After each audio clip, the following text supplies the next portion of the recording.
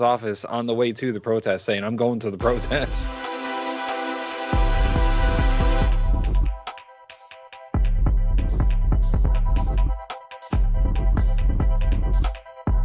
What's up, Zeus? What are you doing?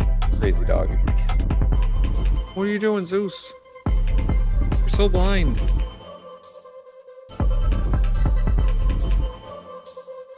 You want to lick the other doggy? Yeah, lick him. He likes it.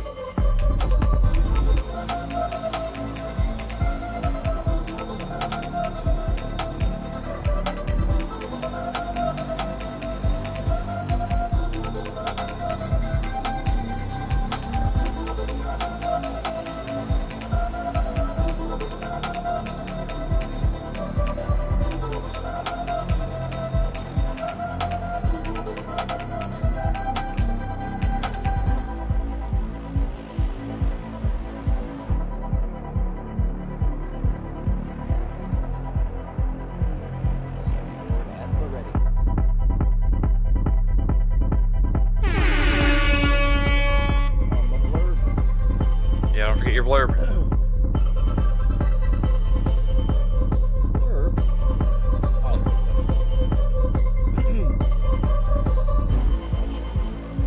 Your little like pop-up face is on top of my note. Oh, I see. I can read it. You want to read it? I'll read it. Just tell me when. This bin podcast network. Shut up. This bin podcast network production. Stop moving it. Is brought to you by our patrons, whose continued support keeps the lights on. So thank you to Ollie, Dutch, Leclerc, Vert, Yes. and as always, tons of mice. We love you all. Yes, we do love you all, and we're here, the headliners. That's our name, Tim. We're the headliners. I thought I liked it because it had like a news angle, but then it also had like a wrestling angle, which is Yeah, I was gonna say that makes us a good tag team. I think that's a good tag team name, the headliners. The first one of you who calls us the Dudley Boys is banned. Yeah, fuck those Banned. guys. Fuck those I don't know guys. what's wrong with them, but I don't know either, but but if you do it, expect justice. Have you ever been wrong? I was like, no. Never. Never. So how's it going, Tim? Yeah, it's going okay. I got a day off from work. I'm gonna go to a book signing later. You wrote a book? No, I didn't write a Oh. book. Someone else wrote a book. I'm gonna go get a signed copy of it. Like, damn, you busy guy. I mean, technically, I wrote a book, but ain't nobody want to read it. I've been there, dude. It's about campaign finance reform. Nobody wants to read it. Literally, you and me are the only ones that would read that book. Yeah, right. That's a damn shame, is what it is. Actually, I looked it up the other day because it's available at my college's library. Like, it's an actual like book that people can pick up. And I looked at how many times I've been cited, and it's only once so far. So, Thanks, Amanda. Amanda had to make sure you had one on the board, you know. yeah. She snuck in the middle of the night. Rented. Well, yeah, no, she wrote a paper and she cited me for no reason. It had nothing to do with what she was talking about. Yeah, other than that, Mikey, before we get on to like all the crazy nonsense that's going on in the world, I want to start this off on like a fun note. I want to start this off on like, because it's all going to be pineapple after this. And that's an inside joke. Yeah, that is an inside joke. Watch Unbox Politics tonight. You'll get it. I want to ask you, Mikey, because I like food. I know you like food. I do. What's your go-to for when like you don't want to cook something that's like super difficult, but something that's like delicious? Like, I feel like cooking, but I'm also lazy food. Pot roast? Oh, pot roast is a good one. Because you don't have to do a lot with that. Pot roast is like 3 minutes of chopping. Yeah. And then 2.5 minutes per side of searing. And then the rest is just waiting. Yeah, you put it all together, put it in the oven, let it go. 10 minutes plus 6 hours, and you have an easy dinner. Yeah. But if I'm Yeah. super lazy, it's frozen pizza time. What about you? For me, all right. So if I'm by myself, I eat like I'm a single person. Like I eat like a bachelor. It's like ramen. Over the sink. Yeah. Sometimes. Hey, I had no idea that was a thing until I heard somebody say it while I was doing it. I was like, that's too accurate. No, my go-to food at this point has been like anything I can cook in my wok in like 10 minutes. Ooh, I forgot you got a wok. Yeah. So like if I have like leftover rice, fried rice. Yeah, man. Oh, and you could probably make fried rice in like what? 5 minutes? Yeah, 5-10 minutes. Like it's just chopping a few vegetables, add them to the rice. Damn. Yeah, yeah. I told, like, we go to the Asian market sometime, and I was like, look, baby, I want this. And I'm like, I get like the biggest. She's like, where would you even put that? I was like, I don't know, because the stove is probably, she's like, yeah, it's not even going to fit on the stove. Like, what are you going to do? I was like, well, I don't know why you got to stop all my dreams, but. Let me tell you, that wok is worth its weight in fucking gold. Because it's like you don't even really clean it because it's cooked at high temperature all the time. So all you do is wipe it out. And if it's particularly gross, yeah, soap it up a little bit, but that's it. Soap. Just a little. Nah, dog. Water. Get that bitch hot as fuck. Throw some water on there. That steam will get rid of whatever the hell was bothering you. I've seen because I used to work at a Chinese restaurant. I've seen them do it with like some hot water, and then they take the hot water out, and then they get like a hot cloth, and just wipe it out, and then it's done. Because don't you gotta like hit that bitch with like sesame oil like 15 times, then heat it up so that it like goes into all the pores of the metal. Yeah. Well, I keep it seasoned. Like it doesn't have to be sesame oil, but something like hot with a high smoke point. Yeah. Like canola oil or something like that. Like an oil that's not gonna flavor things, but has a high smoke point. That's what you need. The what's it called is good. Sunflower seed oil. Yeah, that's a good one. That motherfucker gets hot. Dude, I burnt the shit out of breakfast a couple of weeks ago. 'Cause I was like, I was waiting for the light smoke from the oil. I didn't know the oil was going to be 700 degrees by the time it started smoking. Fuck. Flash fried all my food. Yeah. Billy, but, oh, go ahead. No, I was going to say that's my light banter for the day. Billy Kershaw in the chat says, question for later. He says Graham's playing GeoGuessr. Question for later, how do they process all these lawsuits? Is it first come, first serve? I'm guessing he means the lawsuits against Trump and his actions and executive orders and all that stuff. Tim, you go first. Yeah, it's pretty much whatever gets done first. Like, I'm sure these lawsuits are being brought to different courts, and those courts have different caseloads, and it's really whatever. Like the judicial system is very much whatever happens. So it really depends on like where these suits are getting filed and who the judges are and how busy they are. But it's a slog. It's in all directions for him. Yeah, for sure. All directions. All directions. It's like everything. He's gonna get sued over literally everything. Mm-hmm.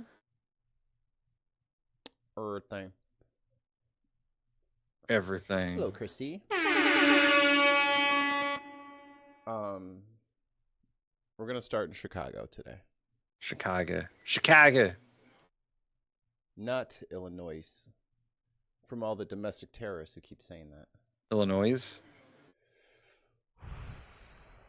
Listen. Don't let them bait you.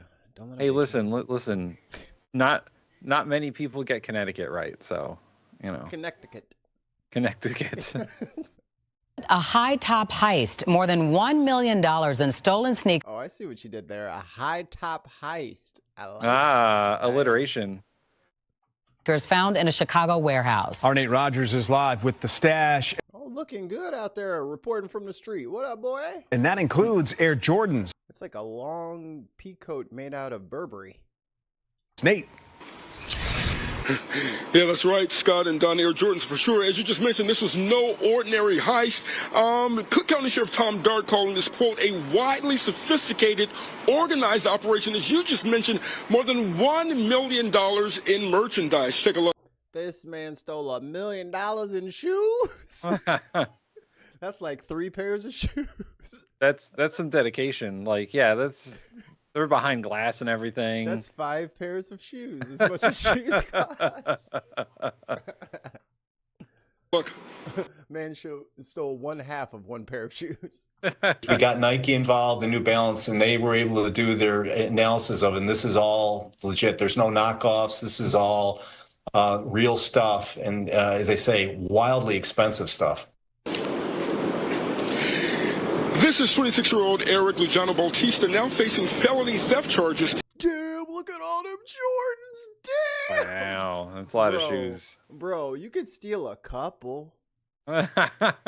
Leave some for someone else. You can't take the whole warehouse out. And here's all of the alleged stolen merchandise. Bro got a whole store in his house. Look at the racks, brother. Yeah. There are pillars back there. He got all the sizes. That's what that is. Bro, you stole all the 8s, all the 7s, all the 10s on different shipments. Including thousands of pairs of retro Jordan 3s and 12s, also New Balance gym shoes. The Cook County Sheriff's crime investigators executed a search warrant at a warehouse located at 15th and Western this past Friday. That's when the shoes were recovered. The Sheriff's office says Luciano Bautista was... He got Lego shoes. He got some Balenciagas, some UGG boots. Man, this is... Yeah, a little bit of everything. You said 15th and Western? Okay. They got some good stuff. Got some good stuff over there, right? Hey man, with these tariffs, a deal is a deal. I need whatever's cheap. I can't be looking out for Nike right now. I gotta look out for me. Was not an authorized seller. Cook County's crime unit has recovered over 4. See what these tariffs have done to my city? He's got one of those trench coats with like shoes in it. It's just like, yo, I got shoes. Hey man, you want to get some laces? You want some laces, brother? I got them Lego shoes. Hey, you look like a Puma guy myself. $0.5 million in stolen merchandise over the last 9 months. Earlier today, via Zoom, Cook County Sheriff Tom Dart would not disclose where exactly the shoes were stolen from, but he was forthcoming. That's because they're trying to catch the workers at said place, and they don't want you tipping them off yet. In sharing their store value and even their street value.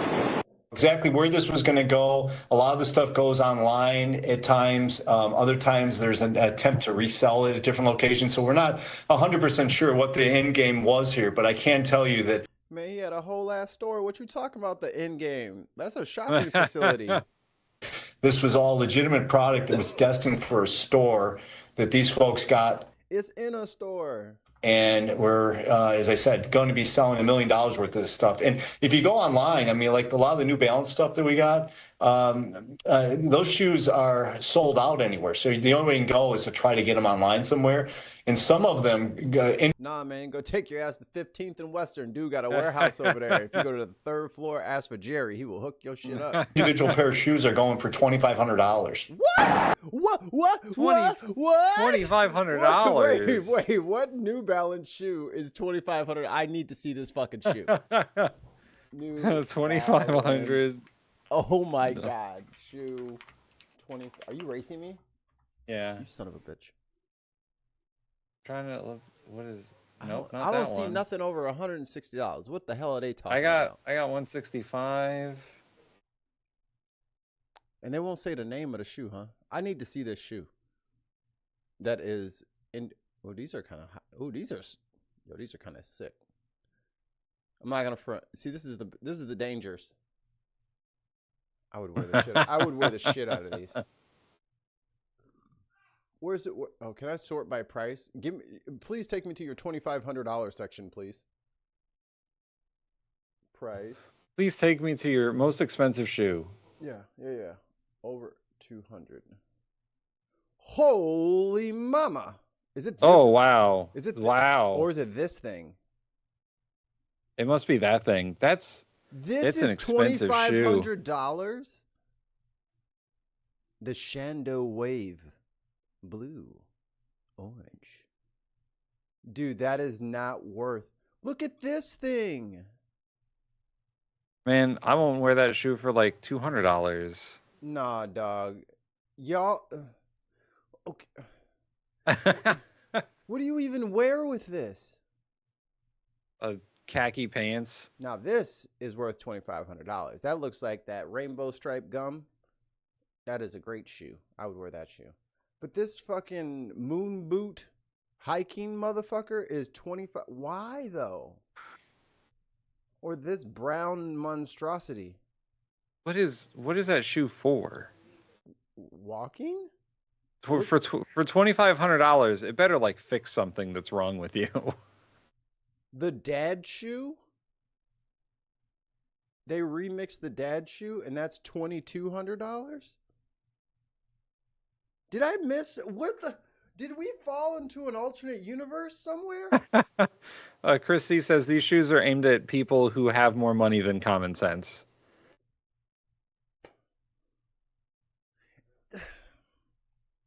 All right, Mikey, I got you one better. Put on the egg thing. You mean eggs?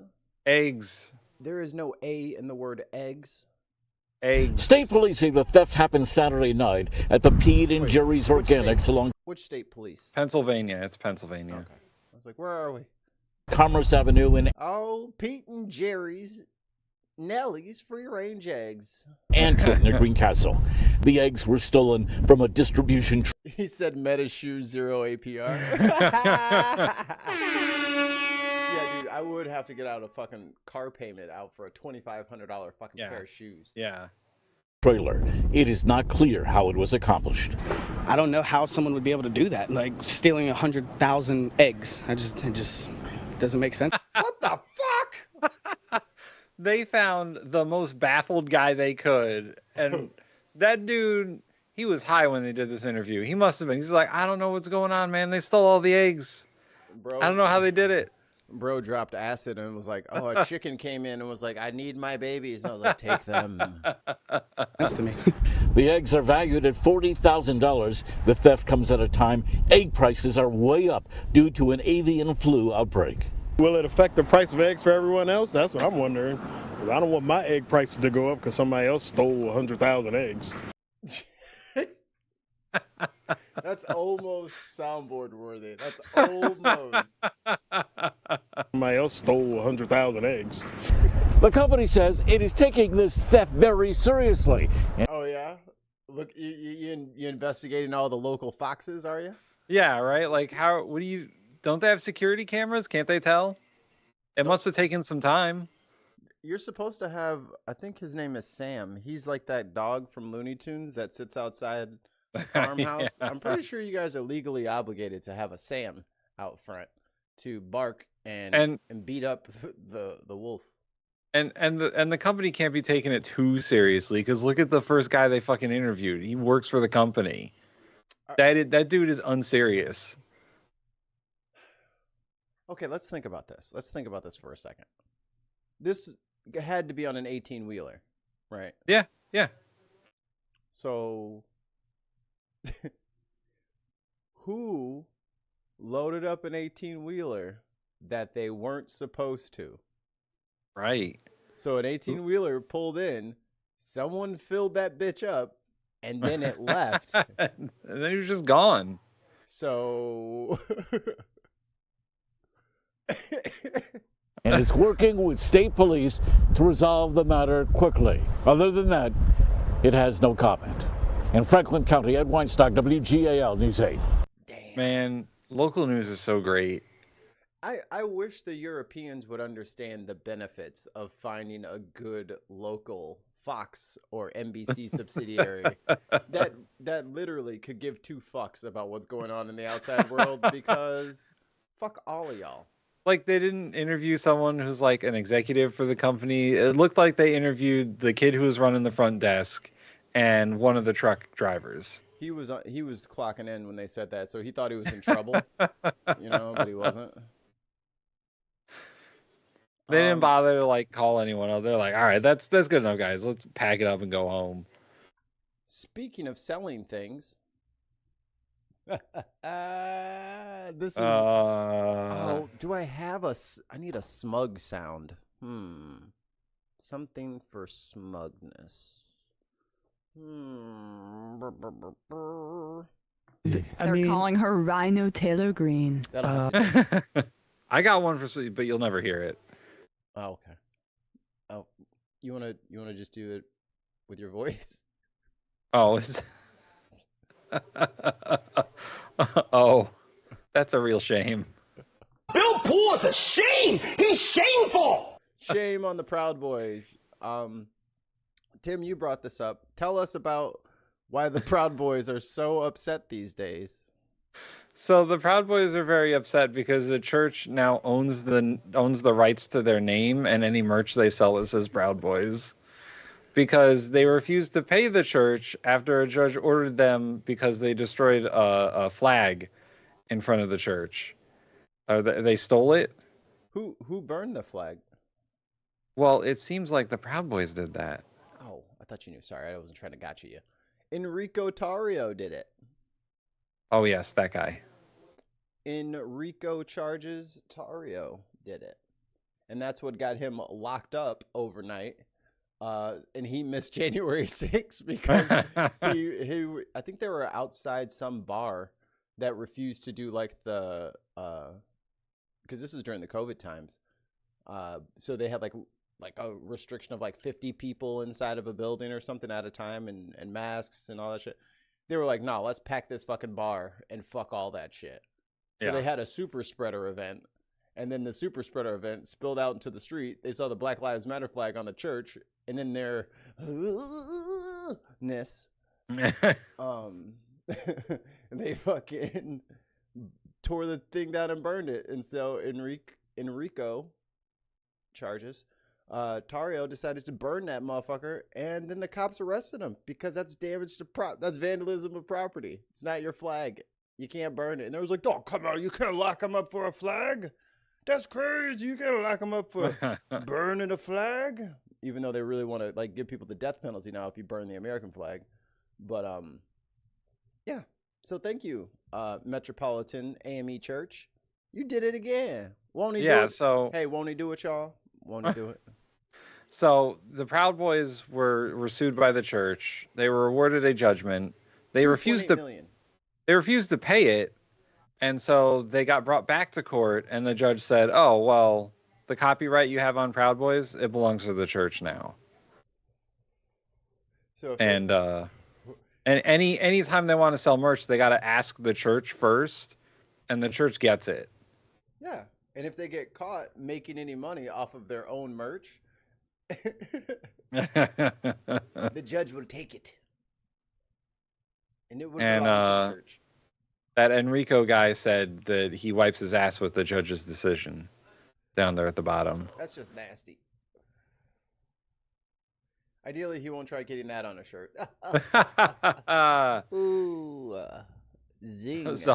Zahara Hill. Oh, girl, baby girl. Got him. Oh my God, the cat just totally used the litter box. Oh, dude, really?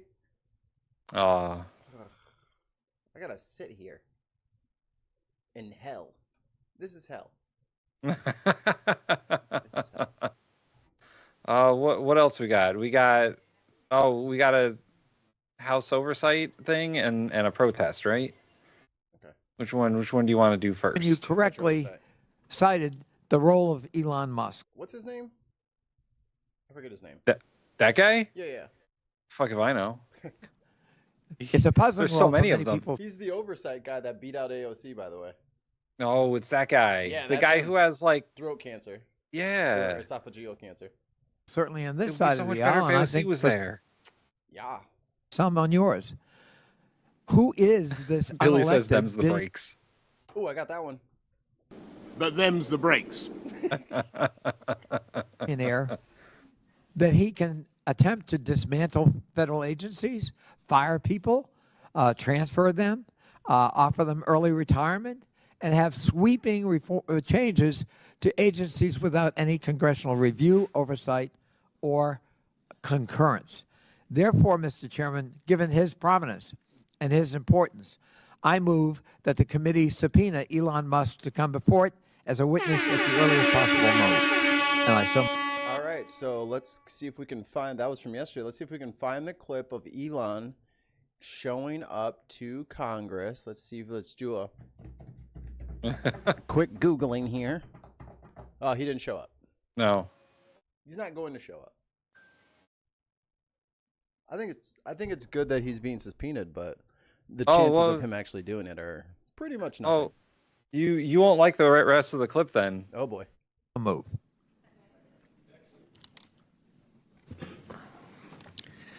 There's been a motion and second. The motion is not debatable.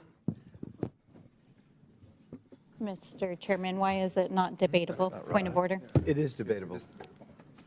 Oh yeah, your girl MTG is down there. Oh, bottom I think right. it's a really major mistake and an insult to me. Oh, I'd noticed that bleach blonde butch body anywhere. Oh, girl, baby girl.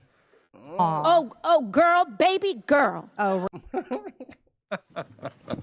Mr. Chair, I strike the last word. Hold on. Mr. Chairman. We're going to table the motion. Okay. Man, don't these people fucking know how to run things? I just gotta say, they're very confused. Like, parliamentary procedure is not hard. No. Robert's Rules of Order is easy. I mean, you just watch like 5 meetings and you got it. Yeah. They've all been there 60 years, so. Instead of being like, point of order, how do we run this committee? Page 745. Okay, yes. Mr. Chairman, why don't we want to debate Elon Musk coming in and talking to us about his work and how he's enriched himself for $64 billion? Mr. Chairman. Mr. Chairman. Chair recognizes Mr. Dr. Chairman. Fox. Thank you, Mr. Chairman. I move to table the motion. There's I a second. motion to table. Is there a Mr. second? Chairman. Second by Point of Mr. order. Higgins. Point of order. Now, Mr. the Chairman. motion is not debatable. I love all the little points of order and all that shit. Like, I hope the Senate Republicans get used to this. I hope they get used to this. As many Point of order, Mr. are in Chairman. favor. Hold on, I gotta grab my other. Did I lose my window? I lost my window. Of tabling. Point of order. State your point. Mr. Chairman, I think it's outrageous that this committee will not even entertain a motion. No, you state your. Chairman, That's not a point of order. Somebody You know. Oh, did I do it wrong? I'm so sorry. Breaking the law agree. and Point of order. dismantling our federal agencies. Chairman, I agree. You're Hiring federal employees No, we don't listen to Democrats. data. Out of And order. you will not Out of order. even Out of order. entertain a motion The to motion bring is this adjourned. in This is front of demagoguery. the This is oversight As many committee. as are in favor of tabling. Yes, signify. let's have order in this Mr. country. Stansberry, you're out of order. You know you're out of order. You know the rules of this committee. There's been a motion. Mr. and a Elon second. Musk Nobody is knows out of that. order and He's out of dismantled. order. I call the question. You're out of order. This whole system is out of order. You can't handle the truth. I love it. I love it. This is what we should have been doing the whole time. Every day. It should be like that. Every day. Here's the thing, and I think that American politicians want to pretend. They want to pretend to be way too nice. All this like parliamentary procedure taken way too far. I want to see people fucking argue and debate. I don't want to see, oh, I would like to reclaim my time. Oh, you know, it's my time to speak. Oh, I'm going to ask you a question, but I don't really want an answer. I want people debating and arguing. I want a little bit of fucking chaos because shit gets done that way. I want people of good sense to argue and to win. For that to happen, you need good, competent speakers representing the people so that when they get to that level, they argue. It's supposed to happen like that, but we're just supposed to be afraid of everything and never. What the fuck? And you know. And their feigned politeness, like it's just all the politeness in these committee hearings and in Congress is fake. Right. All of it. Like they don't give a shit. Just let them go at it a little bit, just a little bit, just a smidge of going at it. Is this it? Trump and I think I found it. Yes. There's been a motion and second. Motion by Dr. Fox, second by Mr. Higgins to table all those. Yeah, I feel if I was in Congress, I would have that motherfucker like an auctioneer. Because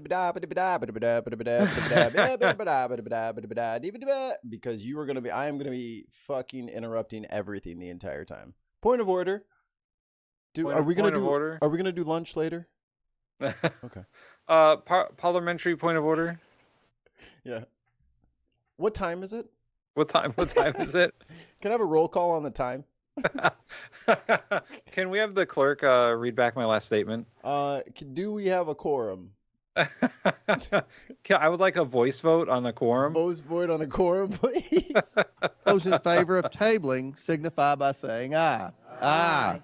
All those opposed signify by saying no. No. In the opinion of the chair, It the sounded ayes like have the it, and the noes had motion it. is Mr. Chairman, tabled. I ask for a recorded A vote. recorded vote is ordered. Look at his face. We will set up for the clerk to call the roll. Point of order. I would like a roll call vote. Yeah. So for the people across the pond, instead of like typically, well, I'm going to play a clip explaining all this. So I will save it, but just know the Republicans have done this before. This slows everything down, and it's hilarious that the Democrats finally decided to take the gloves off, pull out the brass knuckles that they've been stuffed under their crotch the whole time because they didn't want anybody to catch them with it. So take that smelly pair of brass knuckles and start doing some goddamn damage. Left, right, head. This was it expected? It wasn't in the agenda. We're trying to print everything and get it ready to have the roll call vote. Well, speaking of abuse, we have someone who Mr. is Chairman, he's shutting out of down order. federal You're out of programs order. You're out of order. benefiting billions Chairman, of he's dollars. out of order. This is for just himself. democracy. Mr. Chairman, I agree again. can you control the other side? They're out of control. I'm trying. No, you're out of order. Hashtag irony. What the fuck? Fucking hashtagging in Congress. Dude, get your 2004 ass the fuck out of here, dude. No one says hashtag a thing anymore. Hashtagging outside of Twitter. Hashtagging in IRL. Weirdo.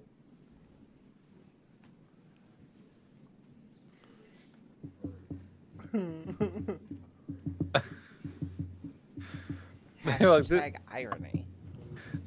This was not on the agenda, so we're not really sure what to do. No one's told us what to do yet. We got to print out the paper Mr. Chairman, that it the roll appears the call clerk is is on. ready for roll call. Chrissy says both Farage and Tice have made fools of themselves at PMQs.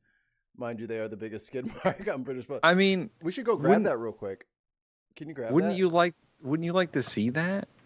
Yes. Yes, I would. Tim, can you find it? Mr. Jordan. Now that you say that, Tim, yes, I would. I'll look it up. Mr. Turner. Mr. Gosar. So now they're going to have to go through all 100 senators, but all 100 aren't there. So it'll be everybody who's president. They have to read every single one of their names out loud. This is beautiful. Miss Fox. And real quick, Tim, do you remember or do you know how many hours they get a day on the Senate floor? It's like a limited amount. It's only like 5 or 6 hours, right, for the whole day? Yeah, it's not a lot. They start session at like 11 and they end around 5 or 6. Oh yeah, since they have this crunched limited amount of time, all of these procedural things. All right, guys, that's 5 o'clock. Let's pack it up. We'll see you tomorrow. So it's gonna be very hard for them to get shit done when they're making them do this. When they only got 6 hours a day to do everything.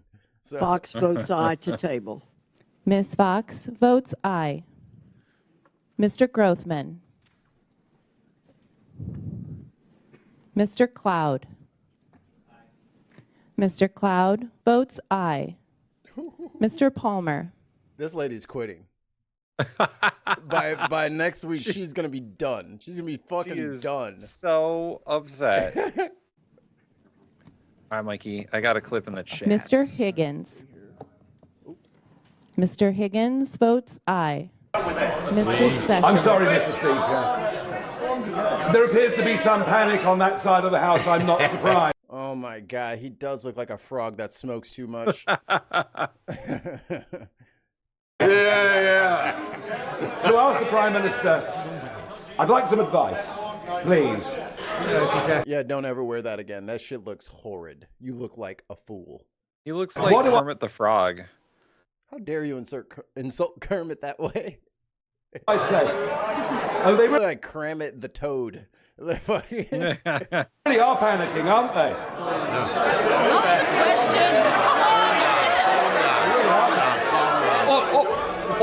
I used to beat up kids like him. I want to get this question over with. All you're doing is ensure it goes on forever. Hold on. If only the American legislature had this kind of like fucking comedy in it. I just want to get the question over with.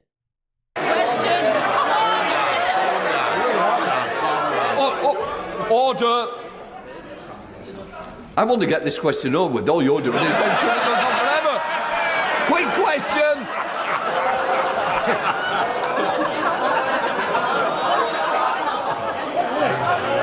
To ask the Prime Minister. Even the Nazi laughed. Give some advice. What do I say to 25,000 constituents in Clacton, including...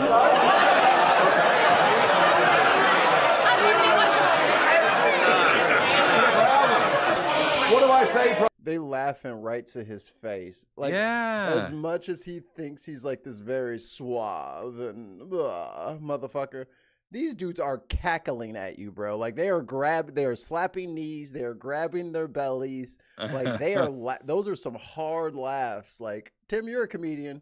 How would you rate the laughter this dude's getting? So I would rate that an A laugh. That's a pop, right? That's the whole room. That's the whole room's laughing at him. Like, yeah, as a comedian, that's what you want. To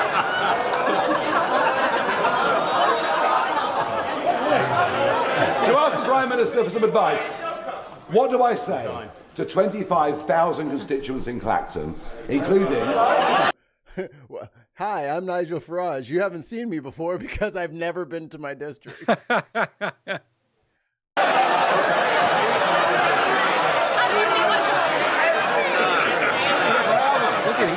do I say, Prime Minister, to 25,000 constituents in Clacton, including 99-year-old Jim O'Dwyer, who flew a full set of missions on Lancaster bombers as tail end Charlie, as they're losing their winter fuel allowance, feeling the pinch, whilst at the same time we're prepared to give away a military base and pay £18 billion for the privilege of doing so. Mr. Speaker, he talks of panic. The only panic is people using the NHS who know that under his policy he wants to charge them for using the NHS. And what he should say to the people of Clacton when he finally finds Clacton is that they should vote Labour because we're stabilising the economy and boosting the Dems. Oh, wait, wrong button. Damn. Oh, good screen grab, Mikey. Got him. Click. Mine. That's funny. Yo, we need President MQs. Yeah, we PQs? We definitely need that. We definitely need like Congress to be more like Parliament in that regard. Like that would be great. I would love that. But instead we got what's his press secretary's name? Oh, I don't remember, but yes, she is. She's the worst. You know what she is? She's MAGA Barbie. Yeah, she definitely is. And not to get on people's personal appearances and all that shit, but I think it's so weird when people put like an extra line of lipstick over the lip to make their lip look bigger. Because I'm over here on my phone, I'm like, what the that ain't her lip, that's just lipstick. It's past the lip. Why would you put it past? Oh, so it looks like you have a... Oh. That just looks. She just looks like a clown. Looks like clown makeup. But hey, fits the job. Which one was it? This one? This one. I think it was that one, yeah. Oh, we watched the House Oversight one. I think there's skip the roll call, and I think there's more like nonsense at the end. Let's get back to lazy bones here. To change their votes. He about to be so bored for the next year. He don't even know. Do we have a member en route? Point.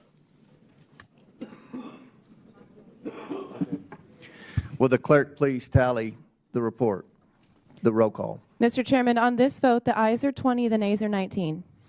The ayes have it, and the motion fails. And I might add, Mr. Ranking Member, you all could have invited Mr. Musk to be your minority witness, but you all chose to have a college professor, which is what you normally choose to have as a witness at any hearing, and that's fine.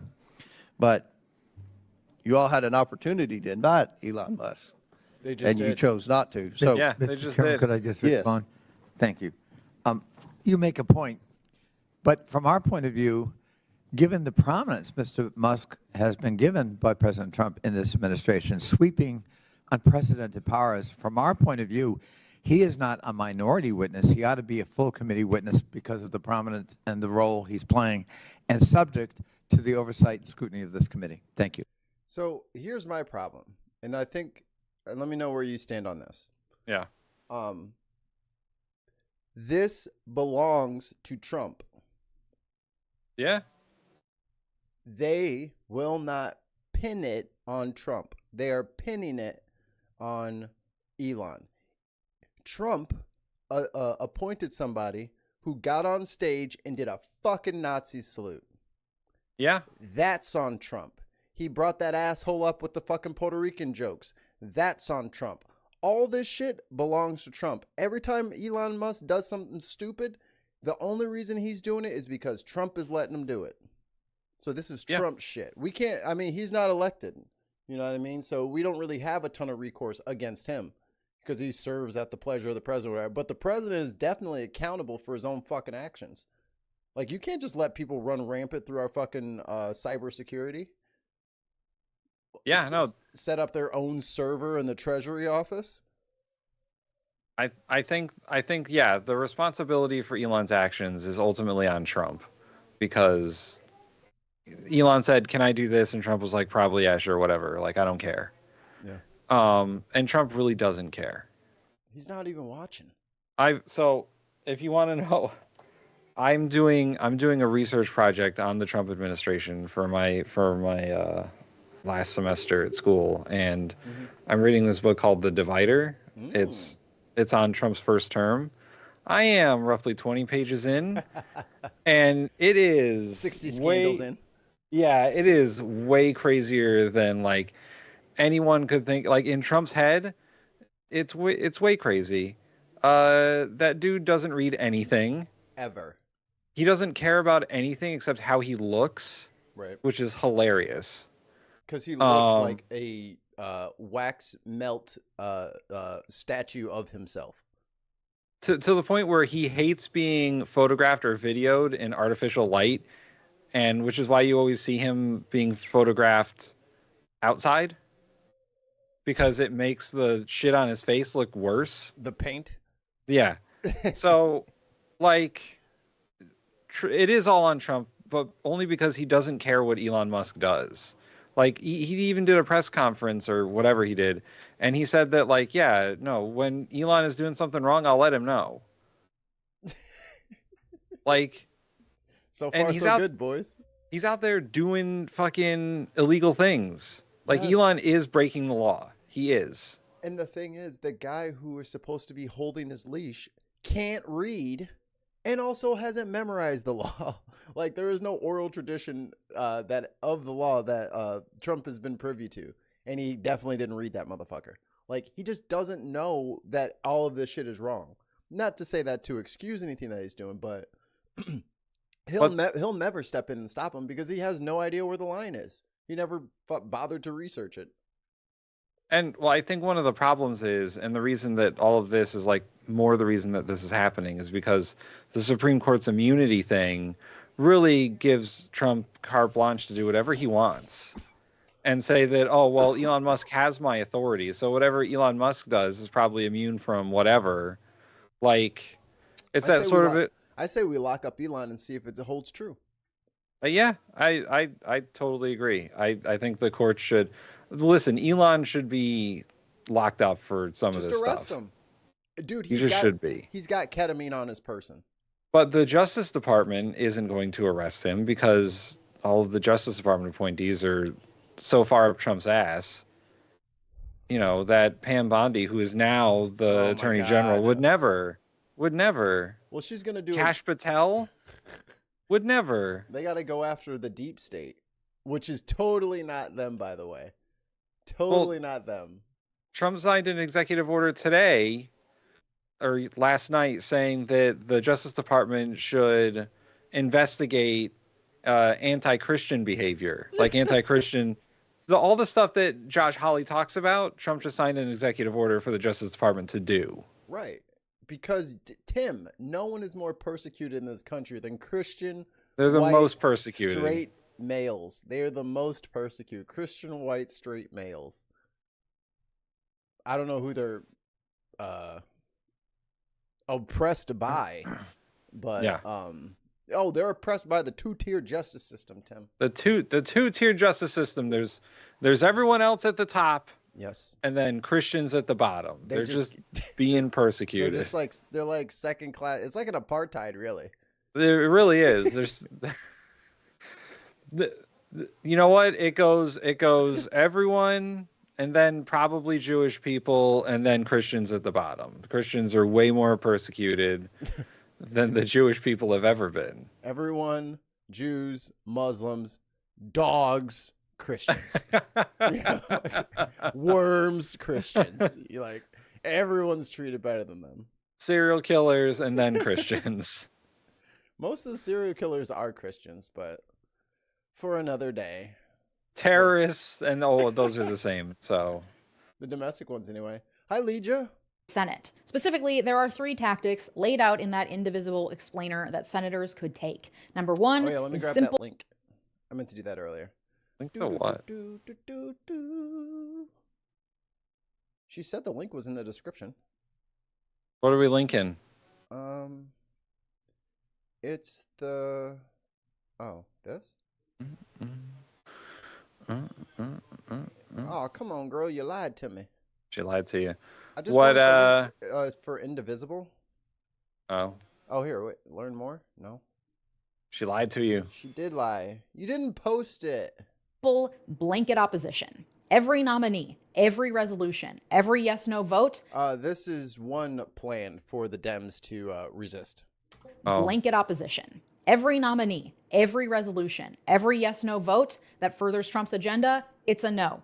Even if the nominee seems like a reasonable Republican, they are still being put in place as a Trump loyalist. It's a no. Democrats have been voting yes on certain nominees, and there needs to be consensus among the entire. Yeah, what the actual fuck?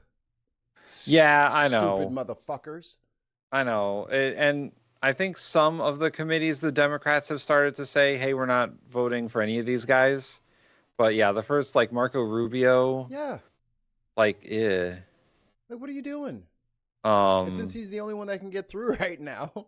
Right, they're just appointing him the head of everything. I think it was Blumenthal, whatever committee Blumenthal is, and he said that, we're going to be filibustering every nominee from now on. Yeah. And that's the tactic the Democrats should take. You have to get a motion for cloture at some point. And as long as the Democrats have a minority that can hold up, they can filibuster stuff. Christopher Bowles in the chat says Trump is so much of an outsider. He was a guest at Chelsea Clinton's wedding. That's so perfect. Dude, the 90s era bigwigs have all gotten dementia and taken over America. It's crazy. Everybody from the 90s is in charge and completely stone cold insane. Just batshit cuckoo for Cocoa Puffs. Don't know what day it is, but somehow they're in charge. Oh, and Mitch McConnell fell up the stairs again. Oh, he's in a wheelchair now, yeah. Your Democratic caucus that it's a no vote every single time. Taking this a step further, there are ways for Democrats in their individual It just feels good to see bad people get hurt sometimes. I'm sorry. committee roles to muck up the process further. Democratic Senator Brian Schatz of Hawaii is doing just that. He's on the Foreign Relations Committee, and in response to the shuttering of USAID, he's placed a blanket hold on all of Trump's State Department nominees. Marco Rubio has already been confirmed as Secretary of State, but every official below him, from his deputy to major ambassadorships, have not yet been confirmed. By placing a blanket hold, Schatz isn't completely blocking the confirmation process, but it requires Republicans to jump through a number of additional procedural hoops and waste valuable floor time to get any new person confirmed. It slows down the process. And that valuable additional time gives all of us a chance to breathe and a chance to respond and react to each new thing instead of it being a constant onslaught. Blanket opposition, combined with tactics like blanket holds, will show a united front within the Democratic caucus and will help to slow Republican actions even if they can't stop them completely. Next tactic is weaponizing quorum calls. Technically, according to the Constitution, the Senate cannot conduct business unless there is a quorum present, meaning a majority, meaning 51 senators. However, in reality, there is hardly ever a quorum actually present, but typical Senate decorum, the friendly thing to do, is for senators to not ask if a quorum is present before conducting official business. Because if it is officially established that a quorum is not present, the work of the Senate grinds to a halt. Hey, is everyone they can't here? do anything, Do we and they have to either... Oh, did he go to the bathroom? Can I get a quorum? I saw that guy leave for a sandwich. Yeah, quorum, please. We still have a quorum. Can I get a roll call?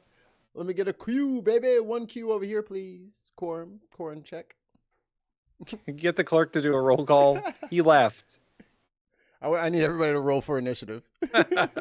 They're adjourned for the day, or the sergeant at arms has to literally call senators back to the Senate floor and forcibly retrieve them. What's fun is that... Ooh, that could be fun. Oh, you guys want to leave for the day? Yeah, we need a roll call Sergeant for that. Arms. Sergeant Arms. Yeah. Sergeant. Can you get him to come back? We got to vote on whether he can leave or not. I'd like to know if there's a quorum before we have the vote.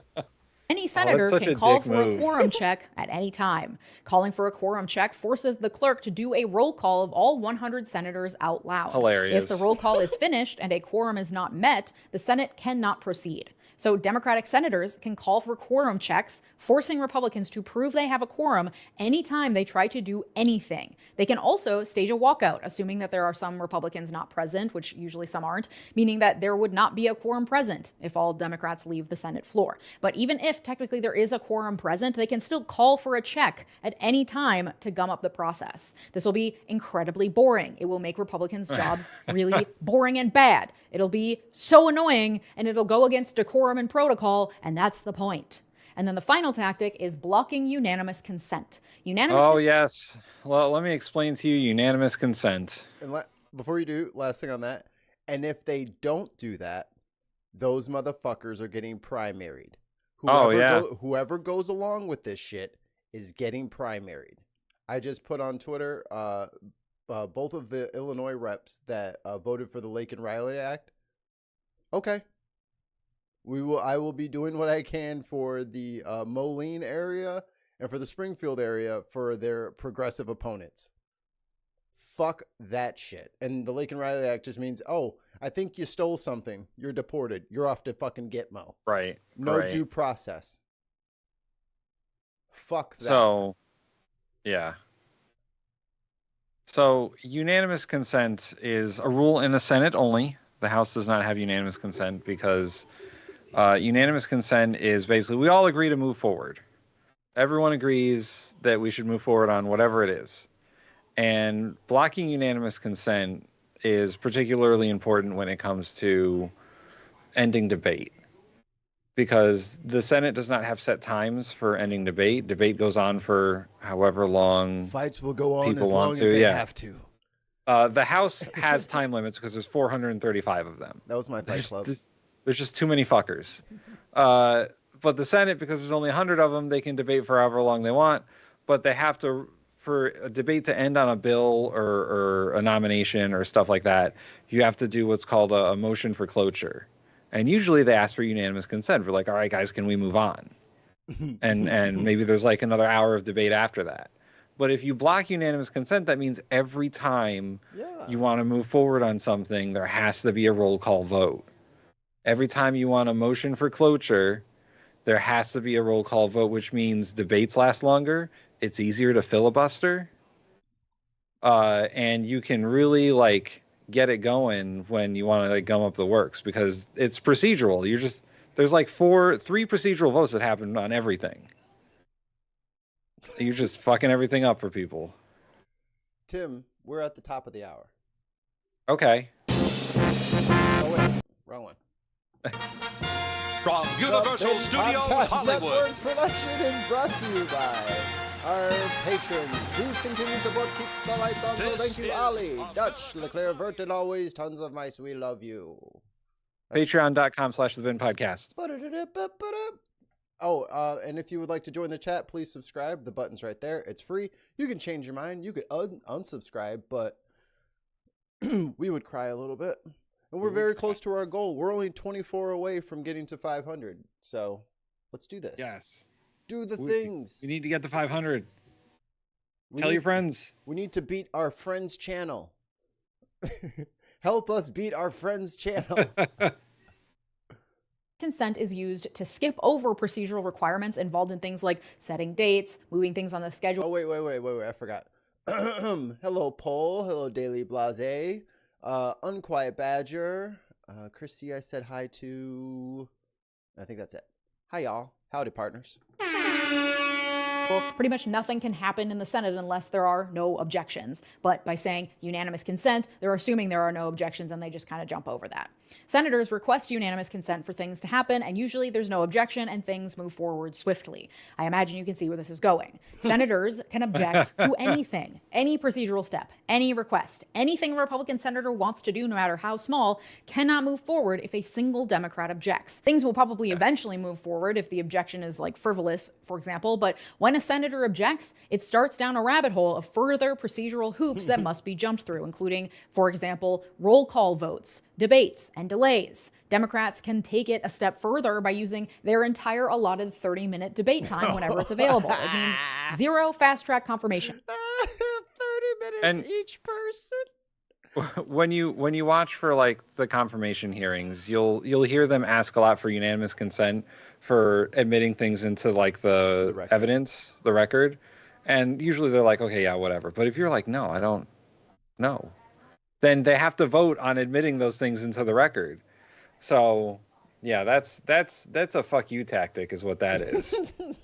That's a I don't want to do anything except fuck with you thing. That's a Mikey family with a riot shirt kind of thing. It means, again, making Republicans' jobs as hard as possible, as boring as possible, as tedious as possible. It's making their day-to-day work nearly impossible. Not completely impossible. They still have a majority. They'll still get things done, but the pace would be dramatically decreased. You know, we always complain about how it feels like Congress can't get anything done. Might as well make that fact work in our favor. Often, blocking unanimous consent and requiring quorum calls can go hand in hand. Typically, because senators need time to have informal discussions, negotiations, take time to figure things out, they will pause work on the floor of the Senate by suggesting the absence of a quorum. This requires the clerk to then read out all 100 names and take a roll call. And the clerk will do that usually incredibly slowly, on purpose, knowing that it's just being called to give senators time to discuss or until the next senator wishes to be heard. It's just part of the business of day-to-day operations in the Senate. You could go to senate.gov and click watch live Senate floor proceedings on any given day and you'll see this in action. A senator will make their statement and then suggest the absence of a quorum when they're done. That's normal. The clerk will start calling names, but then when the next senator stands up and is ready to speak, they will request unanimous consent to end the quorum call. It will be granted. The senator will speak, and then they'll suggest the absence of a quorum again, and the clerk will once again start very slowly reading off the names. Anytime that unanimous consent is requested so a senator can speak, any Democrat can object, requiring a full roll call vote on whether or not to move forward. Yeah, it only so takes they'd object one. to the It senator only takes asking one. for an If I was the Democrats, I would like, all right, guys, we're going to take turns. and just one person every time. It would just be like, I object to unanimous consent. I request a roll call vote. And then, like, every time you would get done talking and it was somebody else's turn, I'd be like, I'm gonna go take a piss. And then I would walk out and be like, Hey, quorum. That guy's leaving quorum.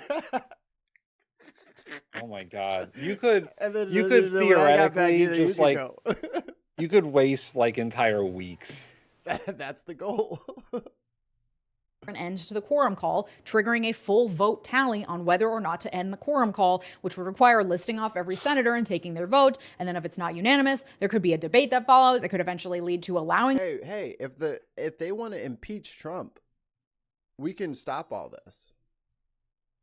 You know, like, none of this has to happen if they just want to impeach Trump. Yeah, if you just want to, like, you know, and act right. Yeah. If you want to lock up Musk and impeach Trump, and then we'll just have little nerd boy over there behave himself for a couple of months. If y'all want to do it that way, we can do it that way. Don't touch nothing else.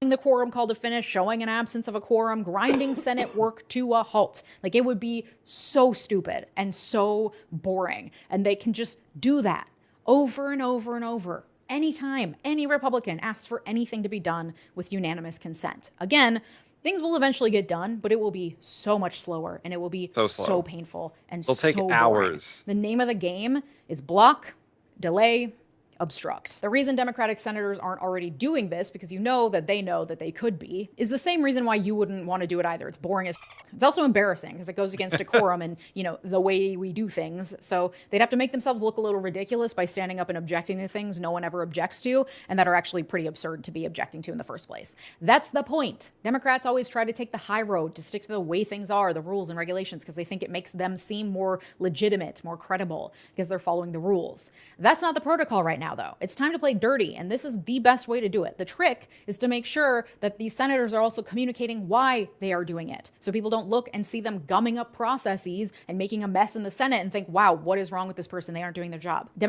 If only the Democrats had gotten with independent media so that they could explain to the voters what's going on and why does it look like this? This looks like it's very petty. Why would anyone, like, if only they reached out. I don't know, maybe if they put some fucking investments in, you know, smaller outfits to, you know, get them off the ground and get some reporters at your bullshit meetings that no one's at. Oh, wait. We'll just give all the money to CNN. And then all the other money we'll give to MSNBC and Beyonce and Taylor Swift and all these, like, celebrities and shit like that's what they should have been doing. Like, the Republicans, since the Tea Party, have been setting up this completely separate, completely off the grid media system to talk to their voters, and they've been grooming these people for years. They got Glenn Beck, they got Ben Shapiro, they got who, you name it. They got a whole litany of people that are completely ready to lockstep report on whatever the hell the establishment wants them to report on, and all the social issues that they want to hot button, they're ready for it. They're the bullhorns. Where is that for us? Where's that for progressives? We got to fight everybody just to get. We're trying to do something nice for everybody, and we have to literally fight an entire school bus of people just to fucking. Can we make it so this is not just hell? Kill the person who wants it good. It's like, what the fuck? Unfortunately, Mikey, I have to leave you to fight on your own. No. Is it time? But yeah, I gotta run. I think that was our last one anyway. Yeah. If you want, I can like do like a freeze frame and be like, oh, you want to do a cool one? I'll do a cool one. All right, everybody say goodbye, Tim. Goodbye, Tim. Oh wait, I can't do it in like. There we go. That's funny. You did a good one. All right, let me grab my Black History quote for the day. Move this over.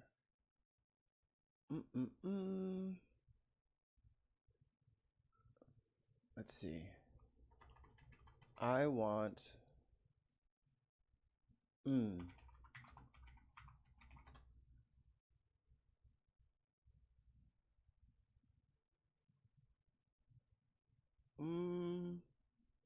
This is good. Near me. Mr. Bolden, I'm sure you still meet the remark that what are the Negroes, why aren't they optimistic? And I apologize and preface this by the phrase the Negroes because it lumps together an awful lot of people. You and Floyd McKissick and Madam Clayton Powell and Hattie McDaniel and Jackie Robinson, and it's impossible, I suppose, to... But for want of a better phrase, if you'll allow me, they say, but it's getting so much better. There are Negro mayors. There's Negroes in all of sports. There are Negroes in politics. They're even accorded the ultimate accolade of being in television commercials now. I'm glad you're smiling. Is it at once getting much better and still hopeless? Well, I don't think there's much hope for it, to tell you the truth. As long as people are using this peculiar language.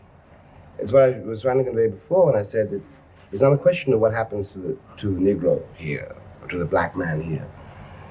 That's a very vivid question for me, But the real question is what's going to happen to this country. I have to repeat that.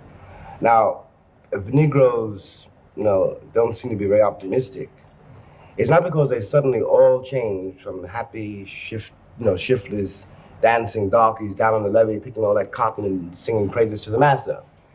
They've not changed at all. They never were optimistic. All one's got to do is listen to Swing Low, Sweet Chariot and ask yourself what that song's about. Or try to really listen to what Ray Charles is really telling you. We have lived under these intolerable conditions for how many years? Nearly 400 years. We have evolved a certain kind of style to meet it, and a lot of that has been involved with the lies we had to tell to you. And I am like one of my heroes, if you guys hadn't figured that out already.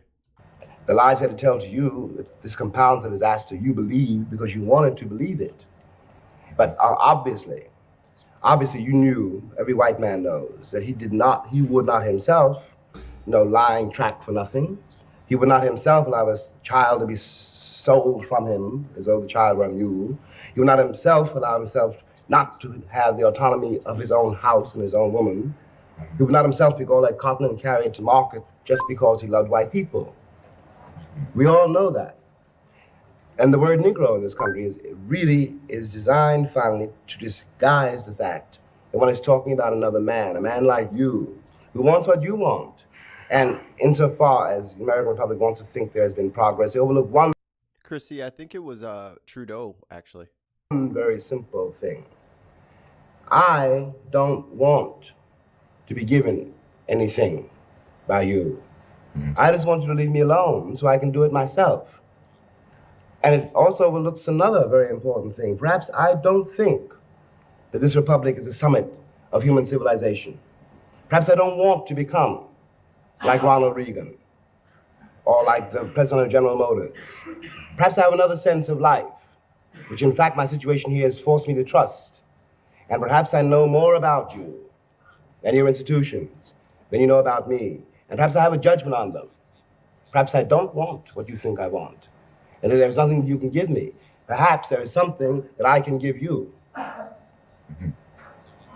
Where do you stand in relation to the Negro figures in the media we see who frighten us the most? And maybe some of you the most, the ones who want to burn it down, demolish it, the ones who have totally given up. I assume you haven't totally given up. Well, I'm still alive. There's still breath in me. And so as long as breath is in me, I will never give up.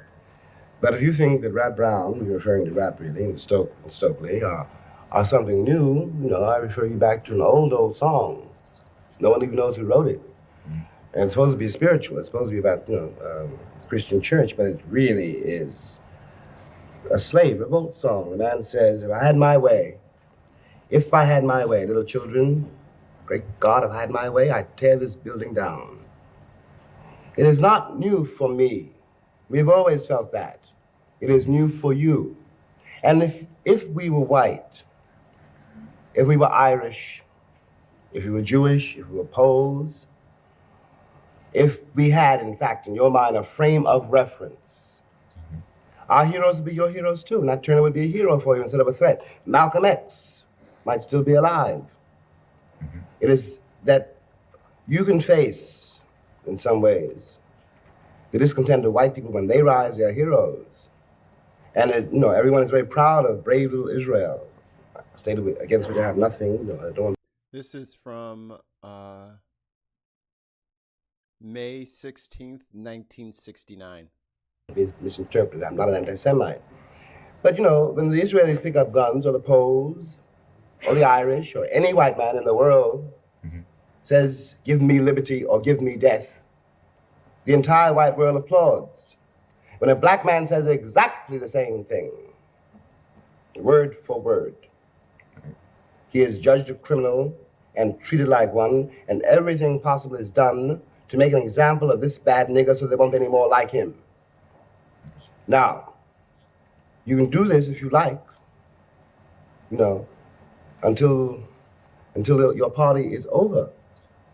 But I know, after all, who my heroes are. And George Washington is not one of my heroes, for example. Neither is Booker T. Washington. What the American public has always tried to do is to accommodate me into a system which is always meant to my death. They want me to become an accomplice to my own murder. That is what you really mean by integration. That's impressive. I didn't understand it. That last sentence. Stokely Carmichael says, and he's quite right, that integration is a euphemism for white supremacy. The truth is that we have been integrated here since we got here. That is not what the battle is at all. If Negroes in this country, arranged from every color under heaven, from yours to mine, to people even blacker than me, that gives away the history and tells us what happened. Or as an old black woman once put it to me, to sum it up, she said, white people don't hate black people. If they did, we'd all be black. That's something you got to face. You, the American Republic. We are your brothers, and your disowned brothers and sons and sisters and daughters. You got to face that. There's a sense in which I don't think you answered my question, and we will be back in a moment. Stay with us. Mr. Baldwin, I guess... Yeah, you're 100% right. We all were being very quiet and just listening. Billy, call us out on that.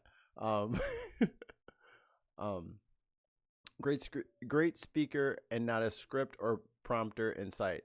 But you know what is in sight? Liquor and ashtrays.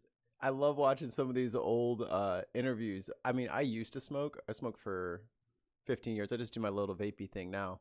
But it's funny because smoking culture is completely erased from today. But I still remember when, people would have that long ash on a cigarette during an interview or something on TV. It was just part of TV, and it's just not there anymore. It's just one of those things of the past, something we grew out of. Do this on a short. I'll have to make a short. I don't know if this is public domain yet. I'll have to check. 69? Almost. It should be. What I meant by not answering my question was this. You get a kind of simple idea of what Stokely Carmichael and H. Rap Brown mean, and it's maybe because we may not read their words in complete form, but we see them for a minute on the news, and they're yelling, "Get guns, burn," so forth. And all I was asking really was, are you more moderate than that in your present mood? And are they saying too much? Are they over making a point? Well, the point that they're trying to make cannot be overstated. I'm much older than Rap, and I'm much older than Stokely. And to that extent, I can be Air horn one time for this. called more moderate, I suppose. But on the other hand, the difficulty here is this. I can't, and Martin Luther King said this too in another way, I can't really ask a black boy younger than, let's say, 20 years old, all right? 17 years old, 25 years old, There are two things I can't ask him to do. I can't ask him to allow himself to live on the terms bequeathed him by the American white people of this country. I cannot ask him to allow the forces which rule this country to emasculate him. I cannot do that. I won't do that. I don't, on the other hand, want to, will not either, counsel a generation, to go out into the streets to die. But there is nothing in the evidence offered by the book of the American Republic which allows me really to argue with the cat who says to me, they needed us to pick the cotton, and now they don't need us anymore. And now they don't need us, they're going to kill us all off, just like they did the Indians.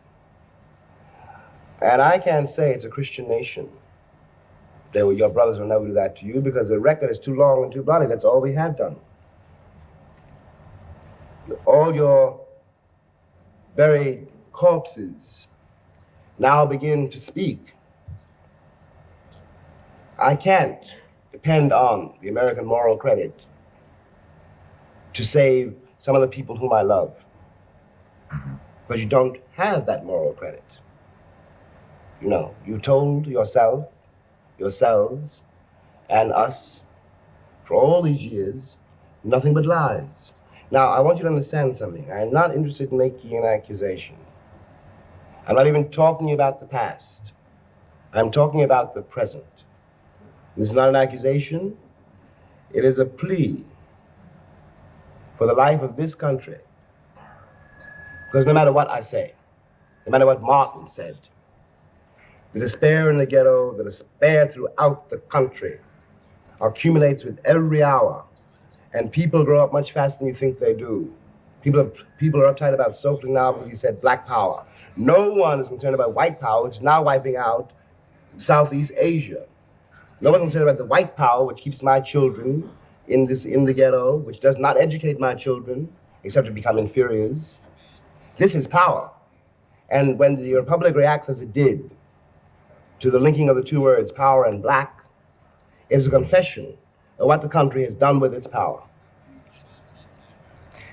Have you ever thought that there might be a basis for prejudice against Negroes specifically that is maybe deeper than anything anybody has said yet? I don't mean that I'm about to say it, but I mean by this, is it possible that you always have to deal with air horn one time for Scott. Prejudice against Negroes separately from almost all other racial prejudices? And has anyone ever offered a theory that it's something unrational, something sub-rational, some almost tribal, irreducible fear of the color black or something that may put that kind of prejudice into another category? A great many people have suggested that. But I'm not sure that I entirely buy that. I'm not, I was lucky enough, or desperate enough, to live outside this country for a while. And I observed, that if I walk down the streets of Paris or Stockholm or Istanbul with, Phyllis, for example, nobody even noticed it. The only people I know, the only people who really get uptight when they see a black boy working with a white girl, for example, are Americans. And I've seen this 1,000 times, I've seen it once. We're walking down the street, she and I, talking to each other, minding our own business. Or I'm walking down the street by myself, and here comes, somebody, with his girl. And something happens in his eyes, something happens in his face. I don't want his girl. I haven't even seen him. I don't care what they're doing. But something stiffens in him. Some trigger goes off in him. As I'm going to steal the girl. Well, it isn't because I'm black. It's because people pay for what they do. It's not because I want to steal his girl, he's uptight about me walking down the street, or uptight about Phyllis and me walking down the street. He's uptight because of some buried guilt. He knows what he's done. People always know. They pretend they don't, but they know. I don't want to rape, white women. But, I know how many of my women have been raped. And I know by whom, and so do you. Now, in fact, I don't think anything, in the black ferment of the black revolution really involves revenge or is vindictive at all. It is the white imagination, the guilty white imagination, which makes this out of it, and it's this which paralyzed us in all our social activities. It's the reason no one knows anything about the labor unions, the schools, the situation of the people in the ghetto, nothing about the police, who are a very real menace to every black cat alive in this country. And no matter how many people say, you're being paranoid when you talk about police brutality, I know what I'm talking about. I survived those streets and those precinct basements. And I know, and every black cat in this country knows, what the policeman is really like. And furthermore, I'll tell you this. I know what he was like when I was really helpless, how many beatings I got. And I know what happens now because I'm not really helpless, but I know, too, that if I haven't got the presence of mind, to do whatever I have to do, he doesn't know that this is Jimmy Baldwin and not just some other nigga. He's gonna blow my head off just like he blows up everybody else's head. And this is done with the will of the state. And this cannot be overstated.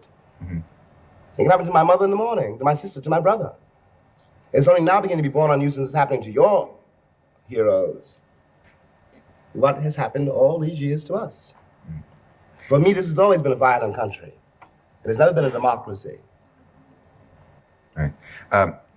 I do get the feeling that you overstate for rhetorical purposes sometimes. And when you say the thing about the policeman, the simple phrase once come to my mind, but there are some good policemen, in the sense that when you say, I could never vote for the Republicans as long as Nixon is in the party, or I could never vote for the Democrats as long as, who shall I say, Senator Eastland or... Senator Eastland, for example.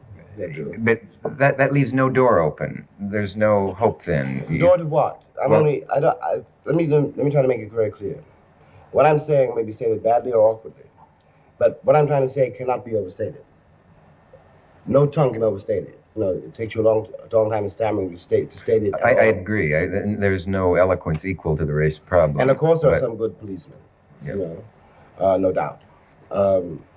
I just think you risk being misunderstood by people who would be, pardon the expression, sympathetic by what sounds like too broad a statement. But you must understand that part of what is happening here is a tremendous gap between my experience of life, I'm using myself as a black man, right?